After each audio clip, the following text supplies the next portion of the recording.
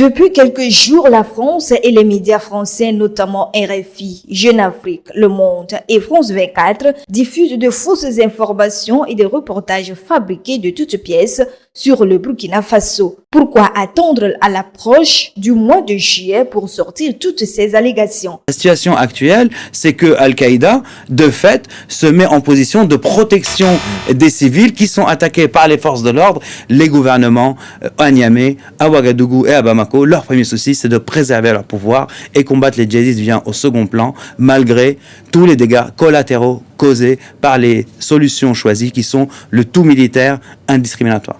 En effet, la France a été prise par surprise, car elle attendait la fin de la transition au Burkina Faso en juillet. Tout était programmé pour provoquer des troubles en juillet et créer un vide constitutionnel. Cependant, les assises nationales prévues sur 2 jours ont été réalisées en un seul. Le peuple burkinabé a décidé de prolonger la transition de 5 ans, ce qui a déjoué les plans de la France. C'est pour faire comprendre au monde entier que le peuple burkinabé, avec son premier leader, son président, le capitaine Ibrahim Traoré, pour une assise qui va durer, pour qu'on puisse accepter la volonté du peuple qui a de 10 ans. Comme si on va faire 1 année ici, on va dormir. On est là. On est prêt.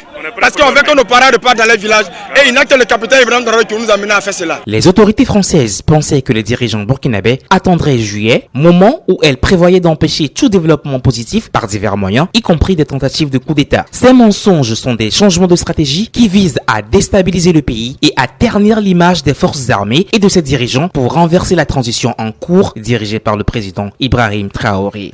C'est rien d'important. Nous, on ne suit pas. Jamais. Nous sommes soldats. Ça, c'est la dernière des choses qui vient en tête. On ne recule pas, on n'abandonne pas. Je pense qu'ils se sont bien noyés maintenant. Toute l'Afrique a compris que ce sont des apatrides, ce sont des ennemis de la nation. Voilà, c'est une année absolument.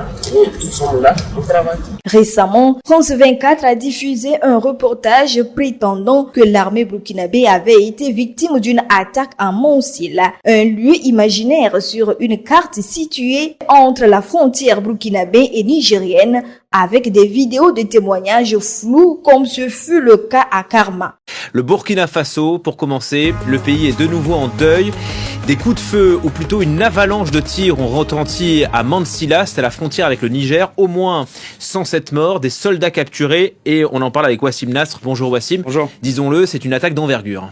C'est une attaque d'envergure, comme il n'y en a pas eu depuis un moment. La dernière en date, c'était celle de Djibo il y a quelques mois. L'objectif de ce reportage était de semer le trouble et de diviser l'armée. Si France 24 possède vraiment des images de ce prétendu massacre, pourquoi ne les montre-t-elle pas? Aucun Burkinabé ne parle de ce massacre, seuls les médias français et ceux vivant à l'étranger le mentionnent. Ce reportage de France 24 fait en réalité référence à l'attaque repoussée par les vaillantes forces armées burkinabées à Djibo en décembre 2023. Les témoignages locaux et les rapports des autorités burkinabées et nigériennes contredisent la version de la France 24. L'armée burkinabé a vigoureusement repoussé les assaillants en décembre 2023 à Djibo, infligeant de lourdes pertes à l'ennemi. Pourquoi France 24 choisit-elle de diffuser une version déformée des événements? La réponse est simple. Manipuler l'opinion publique internationale pour semer le doute et accuser à tort les forces de défense et de sécurité burkinabées afin de semer le chaos après l'échec du plan initial des terroristes. On sait comment est la bravoure de notre capitaine et de nos militaires. Le Burkina, les militaires n'ont pas de problème entre eux. Parce que nous, on est là, on est au centre-ville ici, on est partout dans nos quartiers. Bon, on n'entend rien. Les médias internationaux qui sont là en train de mentir, ça n'engage que eux. Surtout France 24 et RFI. Voilà, TV5.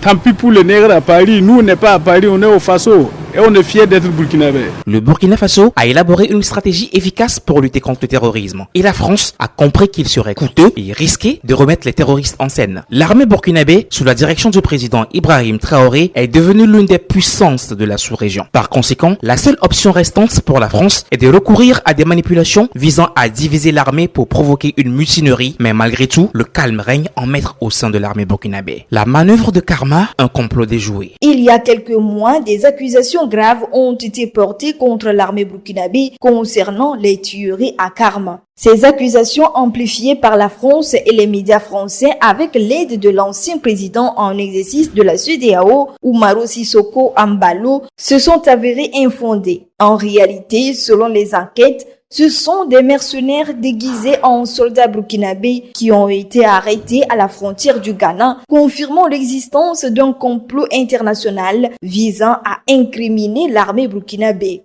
Ce plan orchestré par la France et ses valets locaux a finalement échoué, exposant la malveillance derrière ces fausses accusations. Des organisations comme Human Rights Watch et Amnesty International ont également été impliquées dans la diffusion de faux rapports. Ces ONG ont utilisé les mêmes méthodes dans des pays comme la Centrafrique, la Libye et bien d'autres pour diaboliser les dirigeants de ces pays et ainsi conduire au chaos. Elles publient des rapports mensongers similaires à ceux qui ont contribué à la destruction de la Libye en diffusant des histoires de charniers fabriqués de toutes pièces. Ces documents, basés sur des témoignages inventés et des vidéos floues, servent à justifier des interventions internationales sous couvert de protection des droits humains. La Libye a été détruite par ces mêmes méthodes où des montages ont été présentés pour faire croire que Kadhafi était un dictateur, montrant des charniers dont la France et l'ONU ont validé l'existence, ce qui a conduit à la destruction de la Libye. Par la suite, la France a reconnu que ces charniers étaient des montages sortis de films hollywoodiens. Aujourd'hui, il s'attaque au Burkina Faso pour freiner l'élan de l'AES, mais le peuple burkinabé doit se lever comme un seul homme avec l'armée burkinabé et les VDP, car il est évident que le Burkina Faso est en train de gagner sa guerre. La France et les médias français ont également inventé une prétendue attaque à Mansilla, une localité près de la frontière nigérienne. Aucun Burkinabé, ni dans les zones concernées, ni ailleurs, n'a confirmé l'existence de cette attaque. Cela démontre clairement que ces récits sont des fabrications destinées à semer la confusion et à diviser le peuple burkinabé pour provoquer des soulèvements et des mutineries. Bon, moi je circule normalement, je vois que les populations circulent normalement sans problème. Et des gens qui se permettent, qui ne sont même pas au Burkina Faso, ils sont en train de manipuler l'information sur les réseaux sociaux pour dire que ce que la EDB dit, ce n'est pas ça. Ce que les autorités ont dit, ce n'est pas ça.